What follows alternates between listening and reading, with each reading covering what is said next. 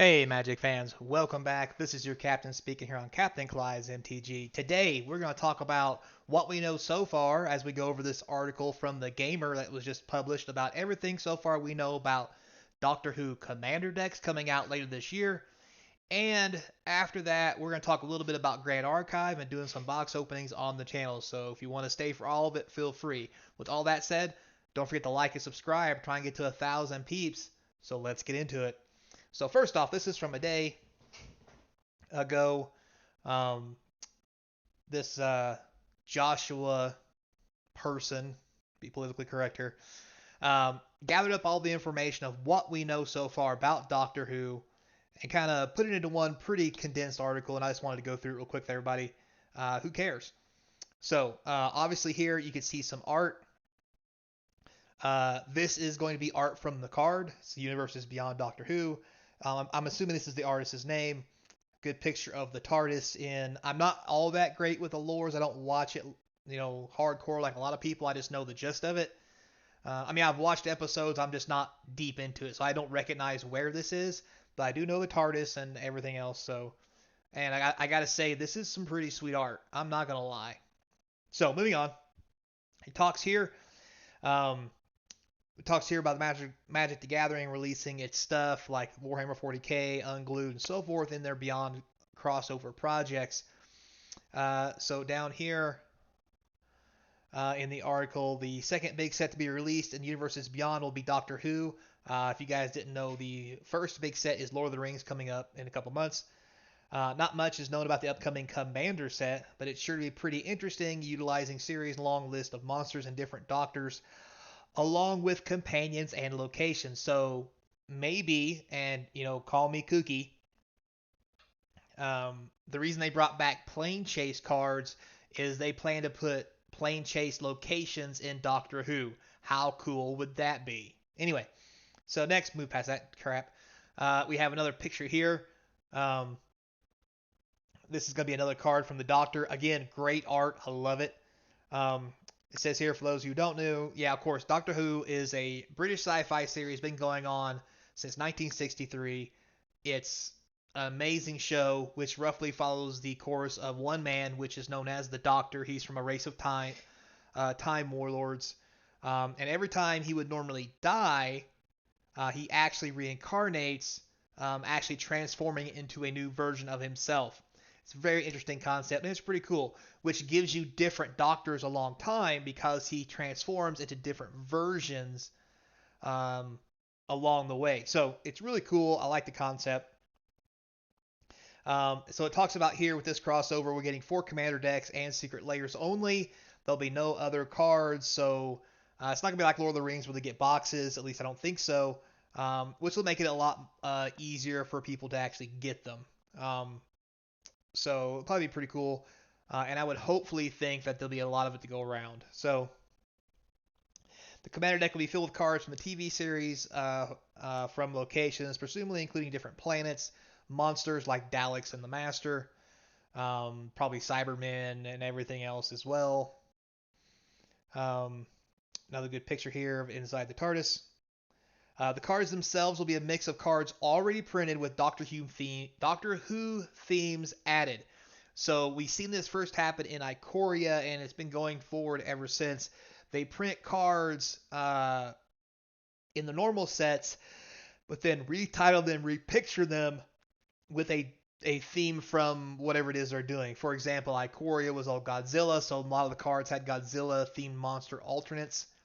Um, Same with vampires and Crimson Vow, so forth and so on. So Doctor Who may get something like, let's say, now I'm making this up. I'm not saying it's really going to be in there. Um, but we might get a TARDIS, but the TARDIS may have some weird ability like Door to Nothingness, where it lets you just win the game. Um, Hard telling, right? Um, so it notes here that the crossover will include the classic series and the rebooted series. Yes, there's 2 different series. They do canon really well with each other though, so it's actually pretty cool. And I do like that fact. So now I know there's people who like the classic series over the rebooted series, so forth and so on. I get it, guys. I'm just kind of one of those guys where if a series is good enough to get rebooted, if you want to hate one or the other, you can, but at least respect the people who like whatever series there is because you love the series as a whole. Just personal preference. Again, we have another great Doctor Who card here. Um, we only have artwork for 5 cards. We've seen 1, 2, 3, 4 here on top. We have a Plains card, which is somewhat beautiful art of the TARDIS in the desert area. Oh, so that was the first card was a Plains, okay. They're also a reprint of a white-blue card, Fractured Identity, with a new artwork being of the 4th Doctor handing out some jelly beans. So this must be Fractured Identity then. So, all right, pretty cool. The other 3 pieces of artwork are all new cards. They are named the 11th Doctor, Galfrey Stands, and the Fugitive Doctor. Very interesting. So we have 2 of those. And then we have, here's the final piece of art. I loved this picture from the series and the show. I thought it was amazing. Anyway. So currently there's no exact known date for when these cards are going to be released. But it has been confirmed for Q4 of 2023. So if I'm going to guess, this is probably going to be a Christmas time or Thanksgiving time special. It depends on which one they want to do. I'm going to kind of bet this might be their Christmas shindig throwdown, but that's just me. Now, this also means you'll be able to get a hand on these cards somewhere in the last 3 months of the year. People are speculating it will be November. Also, could be a Black Friday thing. That's very possible. However, Wizards aren't known for, let's just say, Black Friday deals like Amazon. However, they're Amazon dumps, yada, yada, yada. I get it. But they've apparently been stopping that unless they're going to make an exception for one time a year. We'll have to wait and see. As that is also when the Christmas special episodes of the TV show will be released. So late November, early Christmas time, along with the shows, sounds like a good scheme to get some free advertising along with it. It's also scheduled to be released before the Lost Caverns Ixalan set, which will also be released toward the end of the year. So that makes me think it's going to be more in November. They wouldn't release a set in December, I don't think. It's not a whole Lost Caverns set. I almost think they would. Oh man,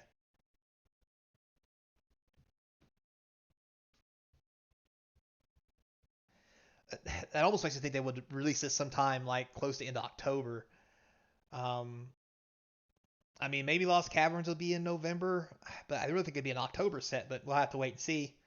So it is what it is. So that's it for the Magic the Gathering. So let's talk about Grand Archive for a second. So for those of you who don't know, Grand Archive is a new set I've talked a little bit about. It's really hitting the ground running. Um, and I mean that in every sense of the word. It's currently on TCG Player now. So let me fix this. So if you go to TCG Player and you go up here to your little screen and you type in Grand Archive, and then from there, just hit search.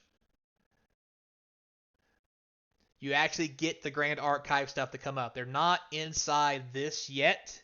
I'm sure they will be at some point.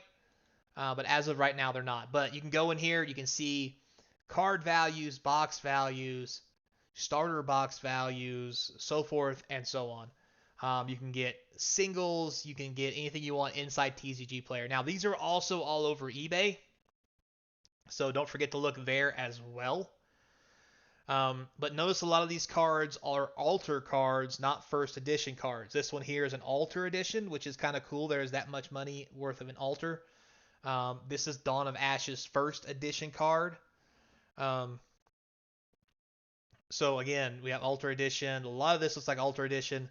There's lots to choose from. Some stuff don't have market prices yet because there's no sell or buy.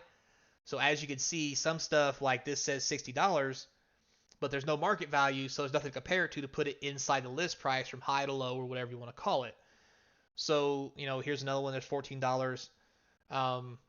So yeah, so this is a set. It's on release now. It's really hitting the market hard all over the world. Cards are made in Taiwan. The card quality is amazing. The backs of the cards are great. Check out my other videos on the cards. With that said, I've got boxes coming in to do some box openings. And this is the game I think I'm going to start playing a little more than Magic because I just I think I just need a break from all the Magic hoopla. Not saying I'm going to slow down any Magic content or anything, but this looks like something to take a nice break from Magic and do something else in a product that's going to be cheap. Now, I say it's going to be cheap, and you're probably looking at this first edition box for $500. I'm here to tell you, boxes of Alter, which is still Dawn of Ashes, it's just the after Kickstarter box, because this here is the Kickstarter version. Kickstarter came out, they've done their Kickstarter, they're now going in, printing Alter Edition outside of Kickstarter for sale.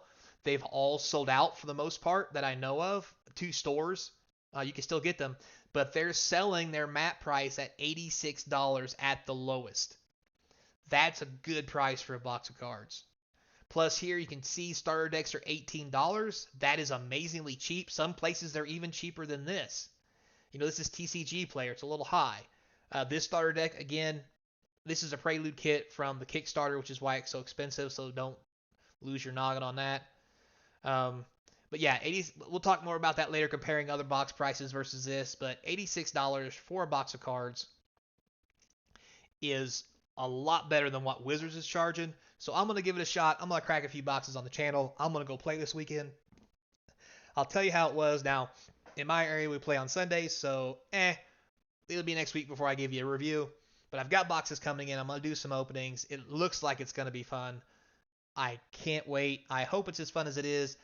And from what everybody's telling me and what I've seen in the community, it looks great. There's already going to be an online pro kind of circuit going, organized play, the whole 9 yards. They're doing free promos and stuff to help store events. It is the best. It's what Magic was and should still be, starting from scratch. And this is your chance to kind of get in on the ground level. Plus, it's anime art. It's amazing. Plus, let me find a card here real quick for you. It probably won't be too hard. Well, it might be, just considering. But, look at this thing. Is that not sexy? Look at the art on that. Oh, my God. Plus, and when I say plus, I say that for a reason. We now can get cards, unlike Magic, where we actually have sexy women and them not trying to censor it. And that goes along with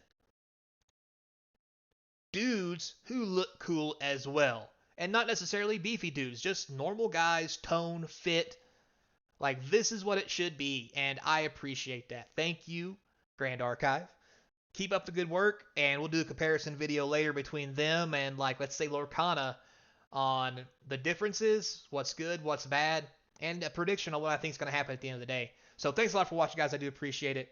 Until next time, be kind, and I hope to see you across from the game table. Hell, maybe this Sunday if you're near my game store.